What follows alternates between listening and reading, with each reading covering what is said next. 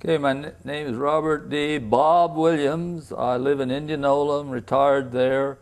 I have raised in Iowa, raised on a farm, pastored for 20 years, farmed 34 years full-time up through '07 when I came back to Indianola, where my wife and I had met at Simpson College 61 years ago.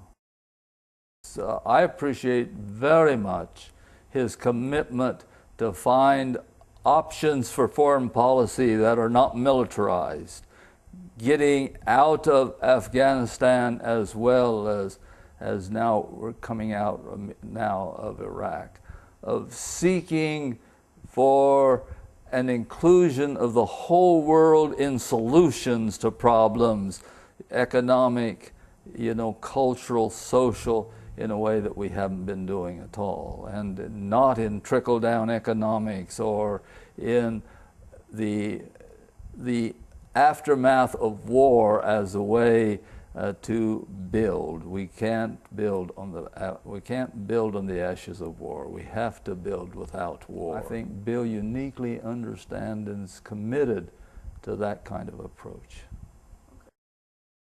A professional educator for 34 years. I was in the classroom for a while, and it was when I first started teaching that I found myself at the American School in Tehran for 2 years. And I was a young man. I was 25 at the time, and my eyes were a bit closed to Islam and to a different culture like I would find in Iran. And it was a very awakening experience for me. And I went over there with my eyes somewhat closed and returned with them quite wide open. Also very appreciative of a couple of things. One, very appreciative of the whole Islamic faith and the fact that their faith is so intertwined with Judaism and Christianity, and not just the historical nature and connections of the faith, but also all of the religious connections of the faith. And I think a lot of people, unfortunately, they don't understand that because we get scared by things we don't understand, and we make hasty decisions and judgments about things that we don't understand. And that was very revealing to me. Well, Bill really impressed me from day one. First, he's an educator. He spent his whole life, and he resigned in January of this year the minute he decided to run full-time.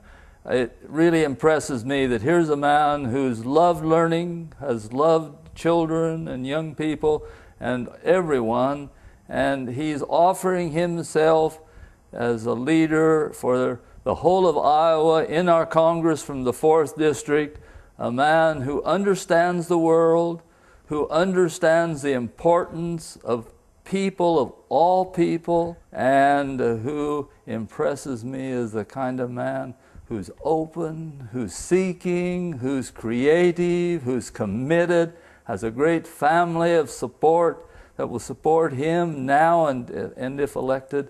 And so it's quite exciting to me to think about him representing me, but all of Iowa in the U.S. Congress. All my neighbors around me, except a few individuals, were Iranian, and it didn't take long to realize that they want the same thing for their lives as really we want for our own.